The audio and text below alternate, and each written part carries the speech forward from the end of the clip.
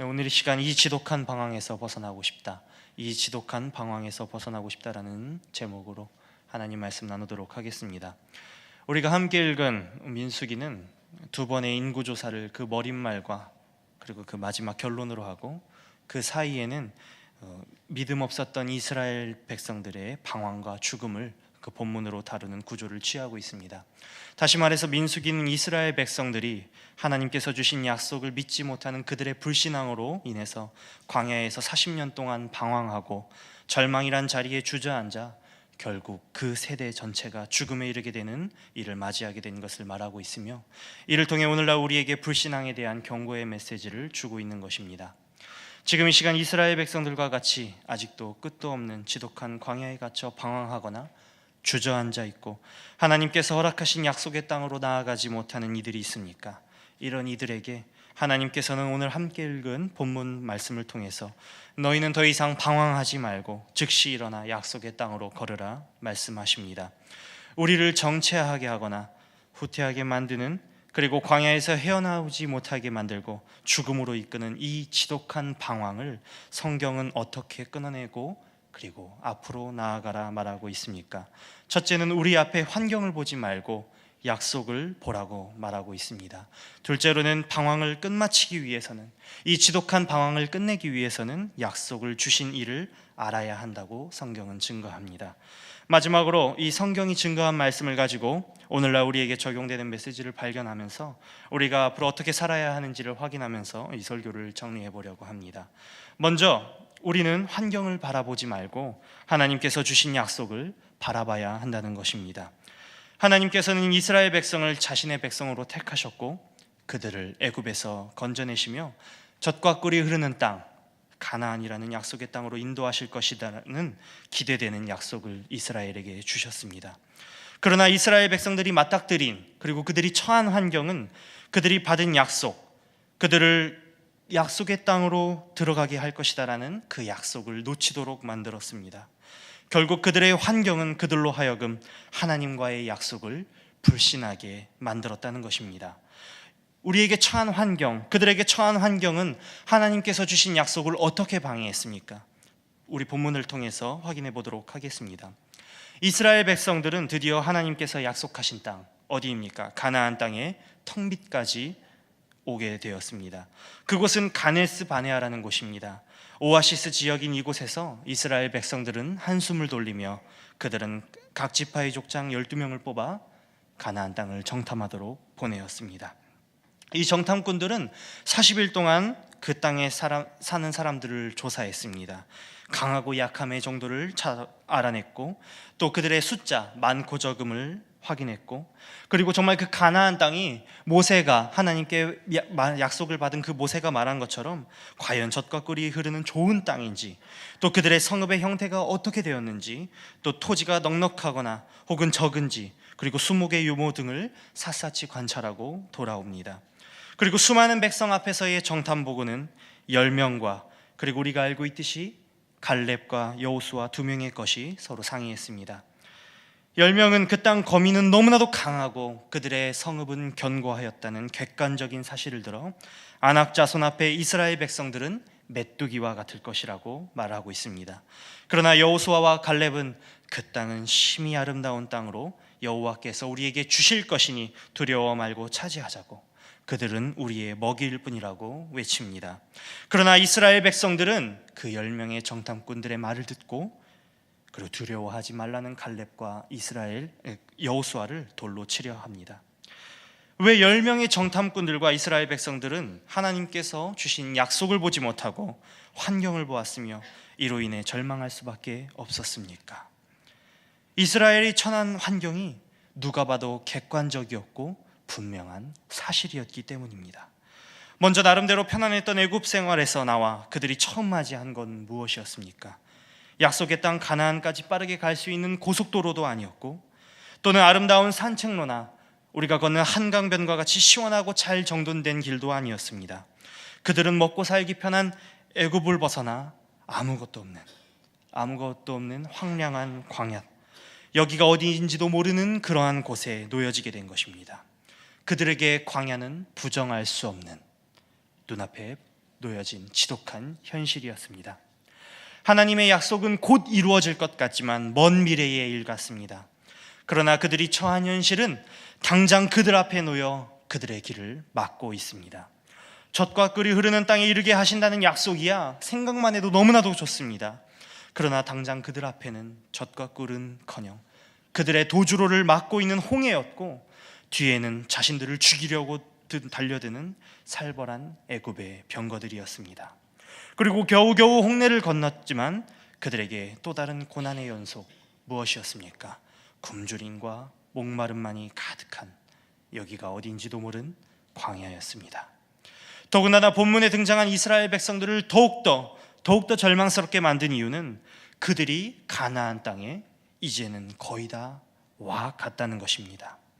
사람을 가장 절망스럽게 만들 때는요, 고난이 계속적으로 닥칠 때보다 이제 정말 정상에, 이제 정말 우리의 목적지에 거의 다다른 것 같은데, 내가 숱한 고생을 하고 여기까지 왔는데 지금까지 내가 감내한 수고가 정말 아무 의미 없이 허무하게 사라질 때입니다.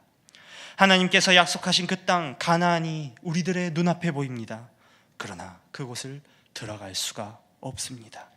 아니, 들어갈 수 없는 것 정도가 아니라 오히려 이제는 그곳에 살던 가나안 거민들이 용맹스러워 보이고 우리보다 강인해 보이는 그 가나안의 거민들이 그들의 칼과 창에 이스라엘 백성들은 목숨이 위태로워졌습니다.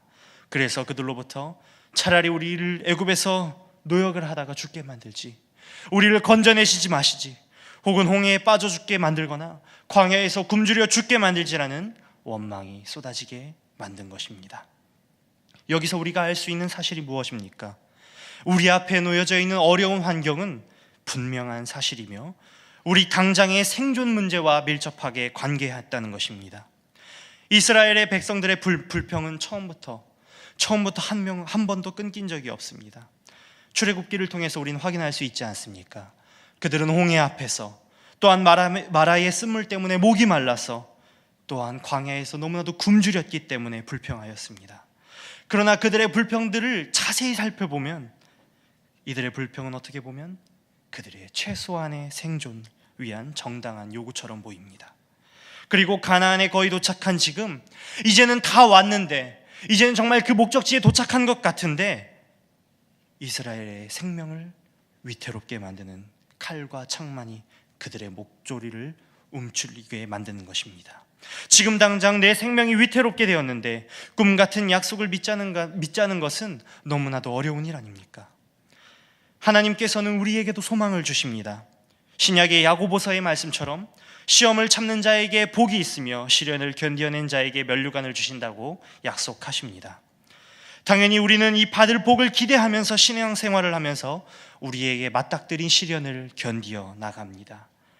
그런데 나는 당장 죽을 것 같습니다.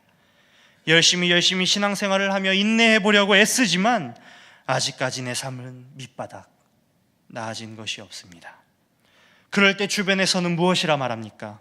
조금만 더 인내해보라, 주실 복을 믿어봐라, 너희의 믿음이 부족해서 그런 것이다 라고 말합니다. 그러나 겪어보지 않은 자들은 모릅니다. 너무나도 태평한 소리입니다. 현실 감각이 떨어지다 못해 무감각한 사람입니다. 그리고 그러한 사람들은 그 신앙에 너무나도 빠져서 비사회적인 사람들처럼 보입니다. 아니면 아직 그들은 여유가 있는 사람이나 가능한 이야기라는 생각이 들 때도 있습니다. 그럼에도 불구하고 갈렙과 여호수아는 우리들에게 약속을 바라보며 두려워하지 말라고 이야기합니다. 왜 그렇습니까? 가나안 땅을 정탐하러 간 두 무리의 정탐꾼들은 같은 것을 보았습니다. 그러나 그들의 보고는 달랐습니다. 이 보고가 서로 다른 것은 가나안 땅을 주시겠다고 약속하신 하나님을 믿느냐 믿지 않느냐의 차이입니다. 하나님은 그 백성을 약속의 땅으로 이끌어 들이시겠다고 이스라엘 백성들에게 계속적으로 말씀하셨습니다. 그러나 이스라엘 백성들은 이 약속을, 하나님의 말씀을 믿기가 너무나도 힘들었습니다. 이 약속을 믿지 않은 백성은 정탐한 기간 하루를 1년으로 계산하여 40년 동안 광야에서 방황하게 됩니다. 그들의 믿음대로 그들은 그 땅에 들어가지 못하고 이 광야에서 모조리 죽음을 맞이합니다. 출애굽 1세대들이 약속을 바라보지 않았기 때문에, 약속을 주신 이를 믿지 않았기 때문에 그들은 광야에서 방황하게 되었고 그 광야에서 죽음을 맞이하게 된 것입니다. 우리가 환경에 겁을 먹어 방황하고 우리의 지금 제자리에 주저앉게 만드는 것은 바로 약속을 주신 이와 이 약속에 대한 믿음의 문제임을 우리는 확인하게 됩니다. 사랑하는 여러분들은 자전거를 처음 배울 때가 기억나십니까?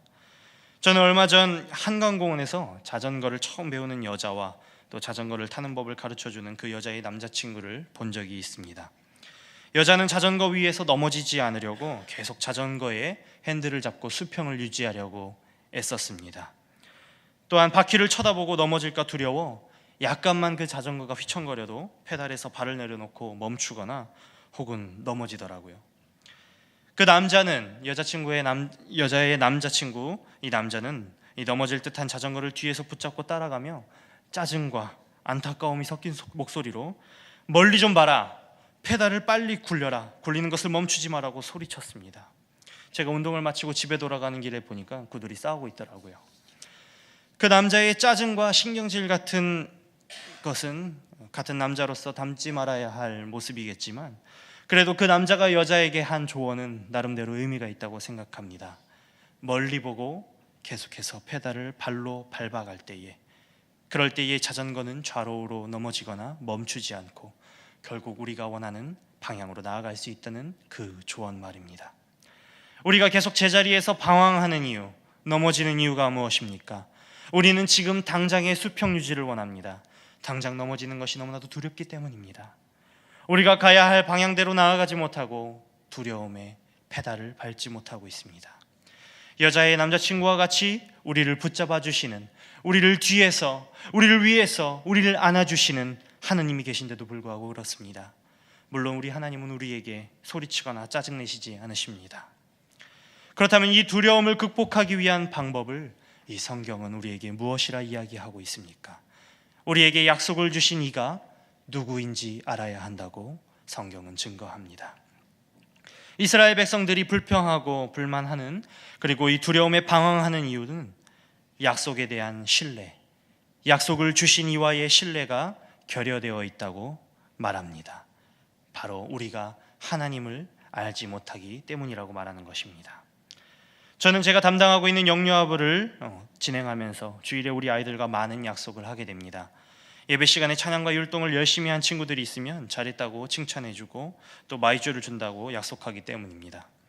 아이들에게 제가 약속한다면서 새끼손가락을 걸고 이야기를 할 때면 아이들은 참 감사하게도 차분히 예배가 마칠 때까지 기다리거나 또한 예배가 마친 이후에 저를 찾아옵니다. 물론 처음엔 이러지 않았습니다. 제가 마이쮸를 주겠다고 하면 지금 당장 달라고 저에게 성화를 부렸습니다. 그러나 이제는 아이들이 저와 약속하는 것을 좋아합니다. 왜냐하면 오랜 시간에 걸쳐서 제가 아이들과의 약속을 지켜왔고 아이들 역시도 저를 보면서 제가 약속을 지킬 것임을 알기 때문입니다.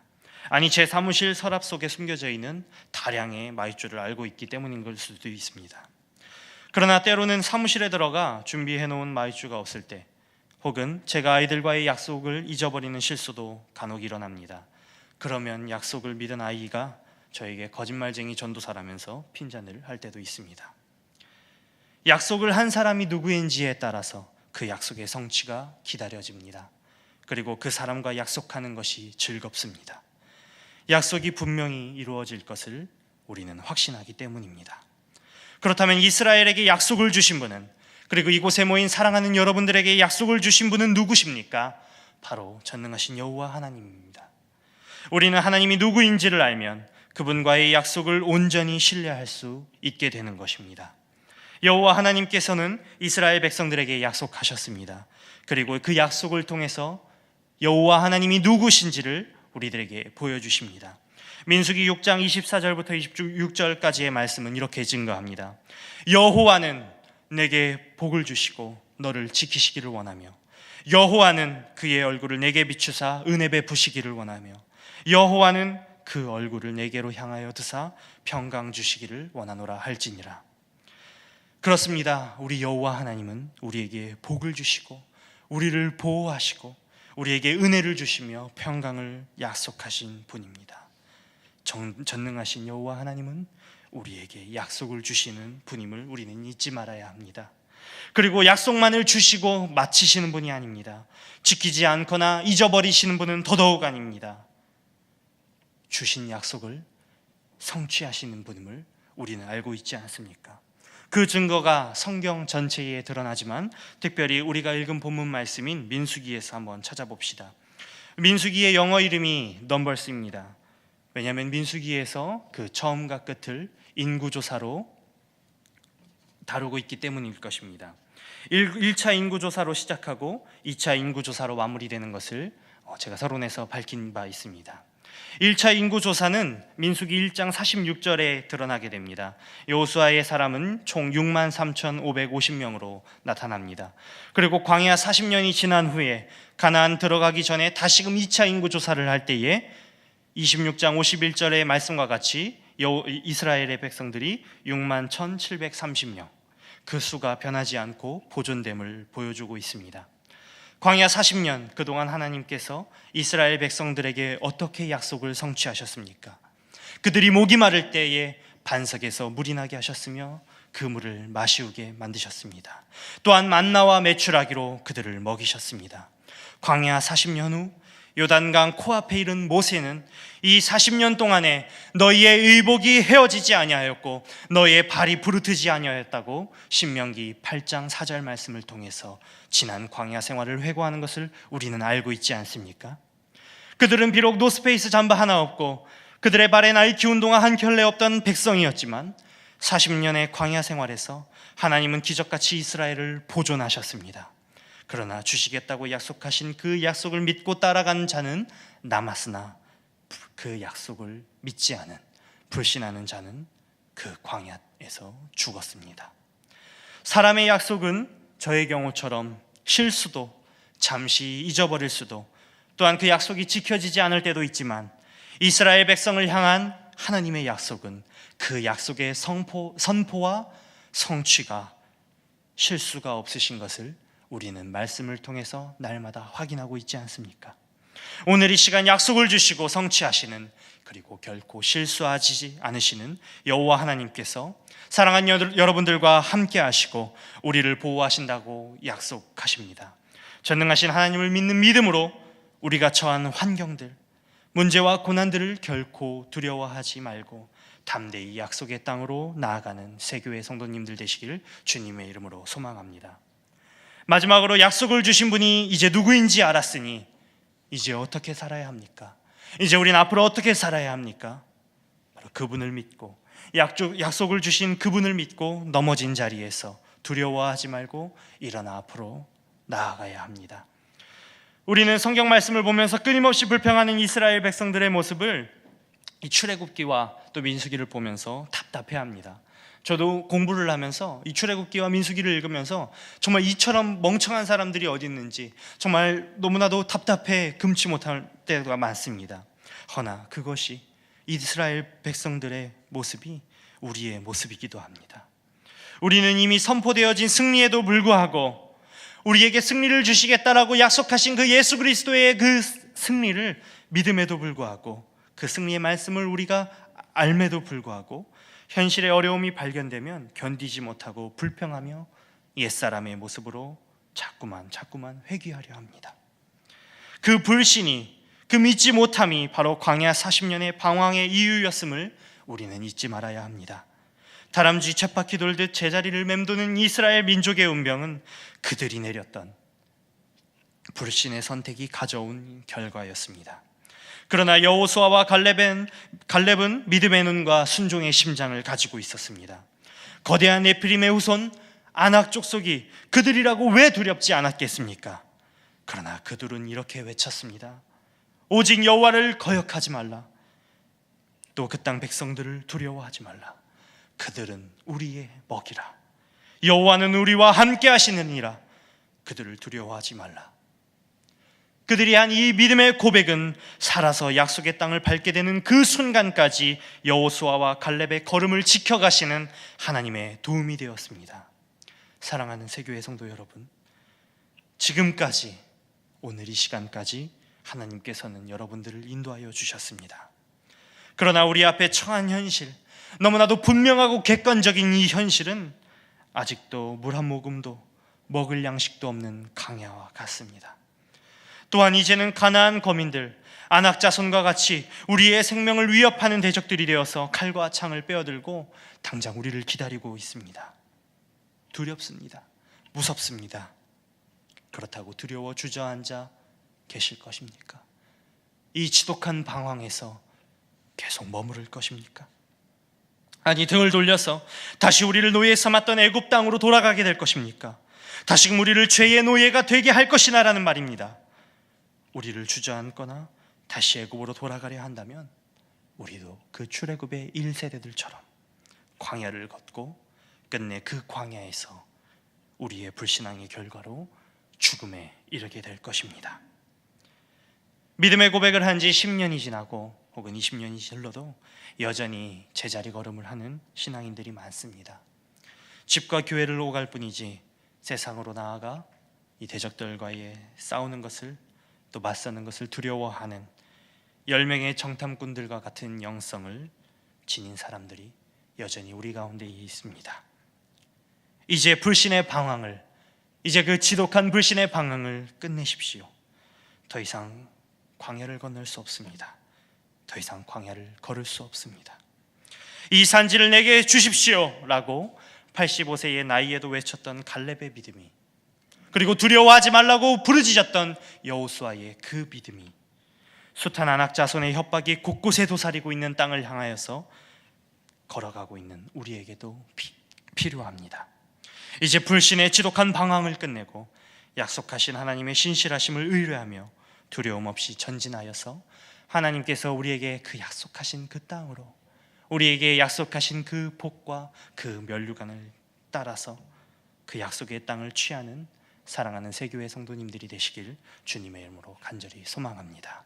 우리 함께 기도하고 말씀 생각하도록 하겠습니다. 기도하시겠습니다.